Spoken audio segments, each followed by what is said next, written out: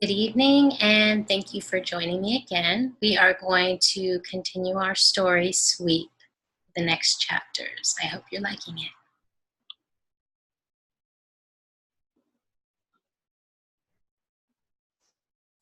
A puzzling question. Nan reached the roof before the parish bells struck 9. Parish means church, the church bells. She was shaky from hunger. From this height, she could see clear to Tower Hamlets where she lived. She wondered where Newt was right now. She wondered if he had made it safely through his first climb. What's the point of seeing everything if there's no one to see it with? His question rang in her mind, louder than bells. She told herself that it was better this way, leaving Newt with Roger. The boy needed to learn that he couldn't depend on anyone but himself. That was part of growing up. She reset the chimney cap and climbed down the drain pipe to collect the loose soot for her bag. By the end of the day, it would be as big as her. Soot was valuable to master sweeps, almost more than the fee they collected for cleaning chimneys. They sold it to farmers as fertilizer to make things grow. Nan always liked the idea that the soot she scraped might end up helping feed an apple she might one day buy in the market. She thought about eating apples. Then she tried not to think about eating apples. With the main stack clear, Nan reported back to the house mistress, who led her up to the first floor. The next fireplace is just this way, she said, leading down a hallway lined with doors. Mind you don't track on the rugs. Nan heard the sharp tap, scritch, tap of chalk against the slate board. A woman's voice spoke from behind a closed door. You will transcribe this poem in your finest hand, along with the answer. Any girl who provides a correct answer will receive. Nan never learned what the girls might receive because that was when the house mistress opened the door. The room went instantly quiet. There must have been almost 20 girls in the classroom, all in pretty bows, all seated at pretty wooden desks, all staring at her. This was the real reason Nan hated schools, the students. Most ordinary folk tried to be polite and not stare, but school children do the opposite. They stare and stare and stare until you feel like there's nothing left inside you. What is that? A girl in the front row whispered, plenty loud enough for everyone to hear. There were some nervous titters from the others. Nan didn't say anything. She knew what she looked like. Every inch of her was caked in soot. Only her eye whites and teeth stood out from the mass of grime.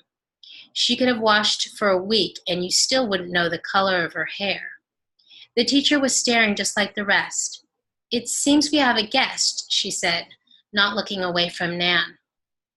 Forgive the interruption, Miss Bloom, the house mistress extracted a speck of lint from her sleeve. But this little fellow here'll need to get through to the chimney.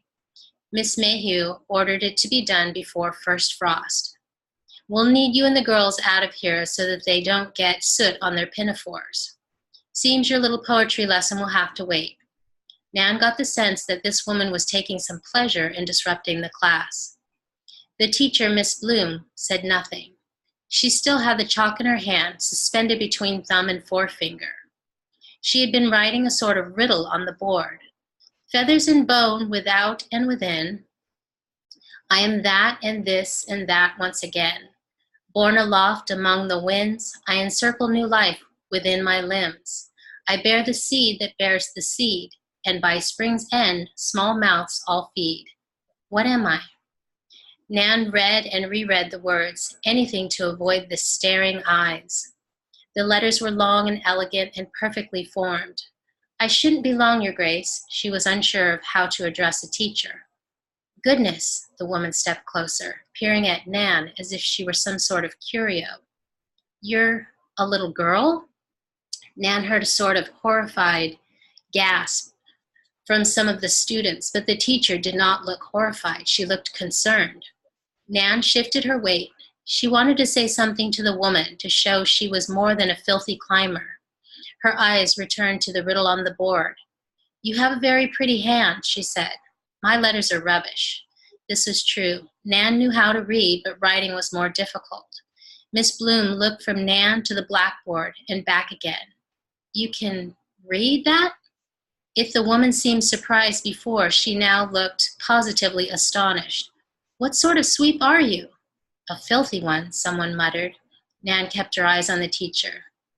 "What am I?" She tipped her hat. "I am an egg." Without another word, she marched past the woman and set to work in the hearth. Some of the girls laughed at this strange response. Miss Bloom said nothing. Nan could not see the classroom, but if she could, she might have noticed the look on the teacher's face, a dazed expression and an open mouth slowly forming into a smile. Charity and Folly. Nan wasn't sure why she had answered the riddle on the board. She supposed she had wanted to impress Miss Bloom. Most climbers were illiterate, but she was different. She knew how to read. The sweep had taught her. "The man who can read is a king among paupers," he used to tell her. "Better than a king, I'll warrant, for there's plenty of royal folk who don't know their A from their E." The sweep would always chuckle at this last part, and Nan had never quite known why. The sweep hadn't been able to afford proper books, but words were everywhere. On bits of trash, on hanging signs, in shop windows. Nan's favorite lessons were when they visited cemeteries. The sweep would lead her to the headstones, and she would read the names. She would run her fingers along the deep grooves in the stone, and the stone would speak to her. A sweep lives by his fingertips, reading the grooves and faults within dark flues. It was fitting that she learned to read by touch. Nan was proud of being able to read. She knew it made the other climbers a little afraid of her, and admit Crud sometimes trusted her with written instructions, something Roger hated. She'd once caught Roger trying to read one of Crud's instruction sheets that he had salvaged from the trash. He had been holding it upside down. She and the boys had had a good laugh over that. Just as Nan expected, the upper chimneys of the school were horrible, 9 inches square with half a dozen switchbacks. Climbers called such flues dread shuttles, for the way they weaved back and forth, picking up other flues on the way to the top. In theory, she could reach any other room in the school from this one snaking flue. The chimney was a tight fit, and she was making slow progress. The rule for safe climbing was elbows and knees, but there wasn't even enough room for that. Nan thought with wry dismay how useful it would have been to have someone small like Newt helping her on this job. She squeezed herself through a tight corner where 2 flues intersected. She heard voices echoing from somewhere close by. "Would never have believed it if I hadn't heard it with my own ears," said one voice. "I am an egg." "Tosh," said another voice. She was probably just thinking of breakfast. I'd taken her down to the kitchen before that. "I'm telling you, Lottie," said the first voice. "She read the riddle. And she solved it faster than any one of our girls." Eavesdropping was one of the few perks of the job. From a single flue, a climber might hear a dozen different scenes playing out. Nan was fairly sure that it was Miss Bloom talking to the house mistress, and it sounded as if they were talking about her. The voices were coming from a dirty flue just above Nan's head. It was dangerous to climb into a flue that hadn't been first brushed. The walls could come down around you, but Nan had to hear what the women were saying. She braced her elbows and forced herself into the narrow passage. A sharp bit of brick cut a fresh wound into her side, but she ignored the pain. "I'll kindly ask you to not take that familiar tone, Miss Bloom," the house mistress said. "And may I ask you why you are bothering me with all this when you have a class to teach?" "A class you interrupted, and I'm telling you because a girl like that deserves better than sweeping filth. The seminary has charitable patrons. I know they—" Here she was interrupted by a laugh. "There's charity and then there's folly. If you think a girl like that would ever be let into a place like this, you are even more mistaken than I thought." Nan heard footsteps as the woman moved across the room. "We might as well take in lepers and ragmen while we're at it." "Perhaps Headmistress Mayhew will see it differently." Miss Bloom followed after her. "If we can just—" Nan listened as the voices receded. She wanted to kick the house mistress, but more than that, she wanted to know what the teacher was saying. If she could find the chimney path to the next room, perhaps she could hear them. She released her elbows from the wall to drop back to the main stack, and that's when she discovered that she was stuck.